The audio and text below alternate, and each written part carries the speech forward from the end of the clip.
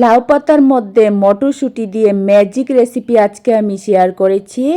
এই রেসিপির স্বাদ কিন্তু 3 দিন মুখে লেগে থাকবে, এটা আমি গ্যারান্টি দিয়ে বলতে পারি। তো হ্যালো এভরিওয়ান, সবাই কেমন আছো? আজকে আমি লাউ পাতার মধ্যে মটরশুঁটি দিয়ে একদম নতুন ধরনের একটা রেসিপি শেয়ার করেছি। এর আগে হয়তো কেউ খাওনি, এই রেসিপি দেখোনি, দেখার পর রিকোয়েস্ট হলো একবার বানিয়ে খেয়ে দেখো। বাচ্চা থেকে বড় সবার কিন্তু ভীষণ পছন্দ হবে। তো চলো রেসিপিটা কিভাবে তৈরি করেছি দেখে নাও। ভালো লাগলে প্লিজ একটা লাইক করে দিও আর আমার চ্যানেলটাকে সাবস্ক্রাইব করে দিও। প্রথমে দেখো কড়ার মধ্যে আমি গরম জল বসিয়েছিলাম। জলটা একটু গরম হয়ে যাওয়ার পর আমি দিয়েছি কিছুটা লাউ পাতা। এখানে আমি 6-7টার মতো লাউ পাতা দিয়েছি। লাউ পাতাগুলিকে কিন্তু সিদ্ধ করতে হবে না, শুধু এই গরম জলটার মধ্যে একটু উলটপালট করে তারপর কিন্তু নামিয়ে নিতে হবে। দেখো আমি কিন্তু একটু সময় রেখেছি, উলটপালট করে গ্যাসটা বন্ধ করে দিয়েছি। এখন লাউ পাতাগুলি নামিয়ে নিতে হবে।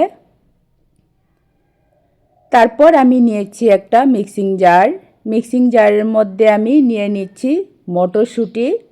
এখানে আমি 4 কাপের আধা কাপ মটরশুঁটি নিয়েছি। তারপর মটরশুঁটির সাথে দিয়ে দিচ্ছি আমি 4টা কাঁচা লঙ্কা।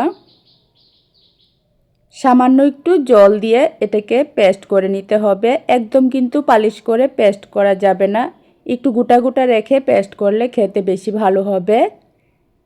তো দেখো এরকম একটু গোটা গোটা রেখে আমি মটরশুঁটি পেস্ট করে নিয়েছি। তারপর দেখো আমি এখানে নিয়েছি ছানা। 500 দুধের মধ্যে আমি ভিনিগার দিয়ে ঘরেই ছানাটা তৈরি করেছি। এখন এই ছানার মধ্যে দিয়ে দিতে হবে মিডিয়াম সাইজের একটা পেঁয়াজ কুচি করে কেটে। যারা পেঁয়াজ খাও না তারা কিন্তু পেঁয়াজের পরিবর্তে আদা দিতে পারো গ্রেট করে। তারপর দিয়ে দিচ্ছি আমি কিছুটা ধনেপাতা। এখন যে মটরশুঁটিটা আমি পেস্ট করে রেখেছিলাম সেটাও আমি এই পনিরের সাথে দিয়ে দেব। শুধু একবার বানিয়ে খেয়ে দেখো, গরম ভাতের সাথে কিন্তু জাস্ট ম্যাজিক রেসিপি। একবার খেলে কিন্তু সারা জীবন এর স্বাদ মনে থাকবে। আর আমি গ্যারান্টি দিয়ে বলতে পারি একবার বানিয়ে খেলে কিন্তু বারবার বানিয়ে খাবে।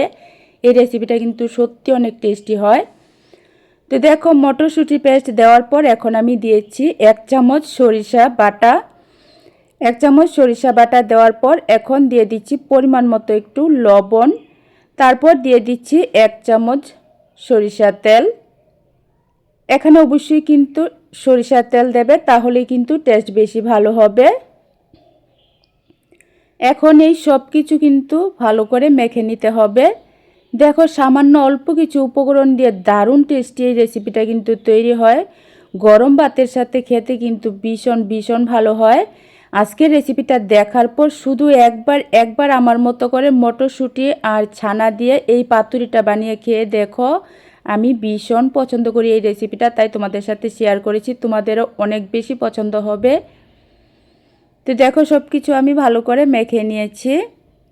এখন যে লাউ পাতাগুলি আমি একটু গরম জলের মধ্যে ভালো করে ধুয়ে নিয়েছিলাম সেগুলিকে দেখো এভাবে কিন্তু আমি 2টা পাতা একসাথে উপর নিচ করে এভাবে দেখো রেডি করে নিয়েছি।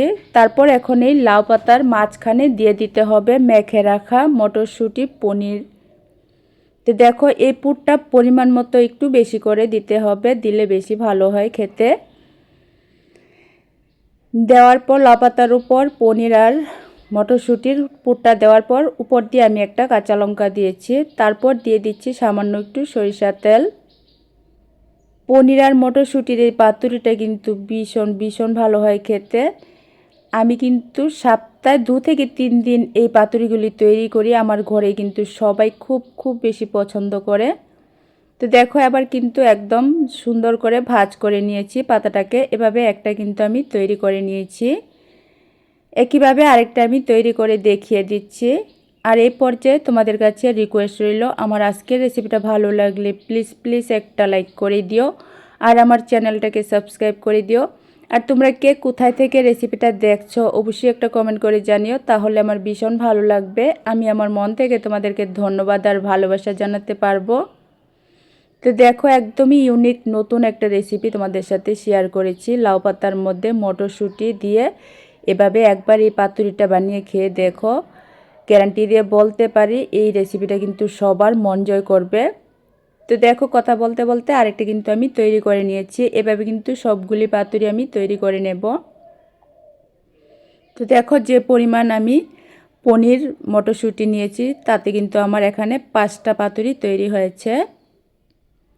তারপর গ্যাস ওভেনে আমি কড়াই বসিয়ে 1 চামচ সরিষার তেল দিয়েছি। বেশি তেল কিন্তু লাগে না, একদম অল্প তেলের মধ্যে কিন্তু এগুলি ভাজা হয়ে যায়। তেলটাকে একটু ভালো করে কড়ার মধ্যে ছড়িয়ে দেওয়ার পর এখন একটা একটা করে এই পাতুরিগুলি দিয়ে দিতে হবে। তেলটা যখন হালকা গরম হবে তখন কিন্তু এই পাতুরিগুলি একটা একটা করে দিয়ে দিতে হবে। তো দেখো এখানে একসাথে কিন্তু আমি সবগুলি দিয়েছি। দেওয়ার পর গ্যাসের আঁচটা একদম লোতে করে ঢাকনা দিয়ে 2-3 মিনিট বসিয়ে রাখতে হবে। গ্যাসের আঁচটা কিন্তু অবশ্যই একদম লোতে করে তারপর 2-3 মিনিট বসিয়ে রাখতে হবে। তারপর ঢাকনাটা উঠিয়ে এখন উল্টে দিতে হবে। তোমরা তো মটরশুঁটির অনেক রেসিপি খেয়েছো, একবারের জন্য হলো এই রেসিপিটা বানিয়ে খেয়ে দেখো, ভীষণ ভালো লাগে গরম ভাতের সাথে খেতে। আর যারা নিরামিষ খাও তারা কিন্তু পেঁয়াজটা বাদ দিয়েও করতে পারো। পেঁয়াজটা বাদ দিয়ে নিরামিষভাবেও কিন্তু আমি তৈরি করেছি, খেতে ভীষণই ভালো হয়। তো দেখো এভাবে কিন্তু একটু সাবধানে ভালো করে উল্টে দিতে হবে যাতে পাতাটা যাতে খুলে না যায়। যেভাবে দেখো আমি কিন্তু সবগুলি খুব সুন্দর করে উল্টে দিয়েছি। আর এগুলি কিন্তু ভাজার সময় অবশ্যই গ্যাসের ফ্লেমটা লোতে রেখে তারপর ভাজতে হবে, পাতাটা যাতে একদমই পুড়ে না যায়, কারণ পাতাটাও কিন্তু খাওয়া যায়। যেভাবে দেখো উল্টে দেওয়ার পর এটাকে আবারও আমি 2-3 মিনিটের জন্য ঢাকনা দিয়ে রাখবো একদম লো আঁচে। এভাবে কিন্তু ঢাকনা দিয়ে উলট পালট করে 7-8 মিনিট ভেজে নিলেই কিন্তু তৈরি হয়ে যায় খুব সুন্দর এই পাতুরিটা। এভাবে আমি ঢাকনা দিয়ে উল্টে পাল্টে 7-8 মিনিটের মতো ভেজে নিয়েছি। এখন আমি নামিয়ে নেব। এই পাতুরিগুলি হতে কিন্তু বেশি সময় লাগে না। তো দেখো কত সুন্দর হয়েছে। এভাবে কিন্তু একটা একটা করে নামিয়ে নেব। নামিয়ে কিন্তু সাথে সাথেই গরম ভাতের সাথে পরিবেশন করে দেখো, যে খাবে সেই কিন্তু প্রশংসা করবে। এই পাতুরিগুলি কিন্তু সত্যি দারুণ টেস্টি হয়। এভাবে দেখো সবগুলি কিন্তু আমি নামিয়ে নিয়েছি। তো অবশ্যই একটা কমেন্ট করে জানিও আজকে আমার এই ইউনিক রেসিপিটা তোমাদের কেমন লেগেছে। ভালো লাগলে লাইক কমেন্ট শেয়ার করো, চ্যানেলটাকে সাবস্ক্রাইব করে দিও। একদম সহজ আর নতুন একটা রেসিপি শেয়ার করেছি। আমি তোমাদেরকে একটা ভেঙেও দেখিয়ে দিচ্ছি, ভিতরটা দেখো কত সুন্দর হয়েছে। তো দেখো কত সুন্দর লোভনীয় হয়েছে।